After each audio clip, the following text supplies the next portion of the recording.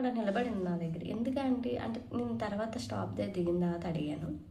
ఎందుకంటే ఇంత రష్గా ఉంది, పిల్లల్ని వేసుకొని ఇప్పుడే అవసరమా, నార్మల్గా మీరు ఆటోలో ఏదైనా వెళ్ళిపోవచ్చు కదా ఒకసారికి అని చెప్తుంటే ఆవిడ ఒక మాట అన్నది, అమ్మ ఫ్రీ బస్ పెట్టినప్పటి నుంచి మాకు చాలా ప్లస్ అయిందమ్మా.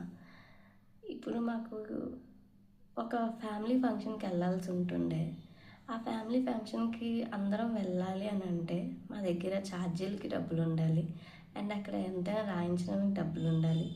అదే ఫ్రీ బస్ ఇప్పుడు పెట్టారు, మాకు ఛార్జీలు కలిసి వస్తున్నాయమ్మా. అందరం ఫ్యామిలీతో సహా వెళ్తున్నాము, అక్కడ భోజనం చేస్తున్నాము, కొంచెం ఆ ఈ డబ్బులు ఏదో కొంచెం రాయించేస్తున్నాం, అది మాకు కొంచెం ప్లస్ అయిందమ్మా.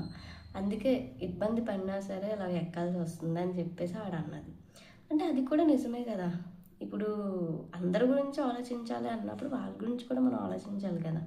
ఇప్పుడు వాళ్ళకి అంత ప్లస్ అవుతుంది ఫ్రీ బస్సు. వాళ్ళకనే కాదు, ఇప్పుడు కాలేజ్ స్టూడెంట్స్ కానీ, లేదంటే ఇప్పుడు వర్కింగ్ ఉమెన్స్ కానీ, ఇప్పుడు షాప్లో వర్క్ చేస్తారు, వాళ్ళు ఎంత మార్నింగ్ నుంచి నైట్ వరకు వర్క్ చేస్తే ఒక 10-15 అలా ఇస్తారు. అది కూడా తక్కువే నాకు తెలిసినంత వరకు. ఇచ్చినప్పుడు అందులో సగం ఛార్జీలకే పోతున్నాయి. ఇంక వాళ్ళు కష్టపడింది దేనికండి?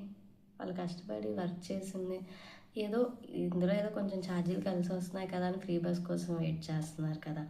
దానికి కూడా మీరు ఆపకుండా వెళ్ళిపోతే వాళ్ళు మార్నింగ్ నుంచి ఆ షాపింగ్ మాల్స్లో నిలబడి వర్క్ చేసి ఇక్కడికి వచ్చి నిలబడి ఈ బస్సులు రాక ఇబ్బంది పడి నైట్ ఎప్పుడో 10:30కి అలా ఇంటికి వెళ్తే వాళ్ళకి ఏముంటుందండి? అంటే నేను ఎందుకో నాకు అనిపిస్తుంది, ఎందుకు ఇంతలాగా మీరు ఇబ్బంది పెడుతున్నారు జనాల్ని అని చెప్పేసి. అంటే మీరు ఇది అని నాకు చూపించుకోవడానికి అని చెప్పి ఇంతమందిని ఇబ్బంది పెడుతున్నారు యాక్చువల్గా.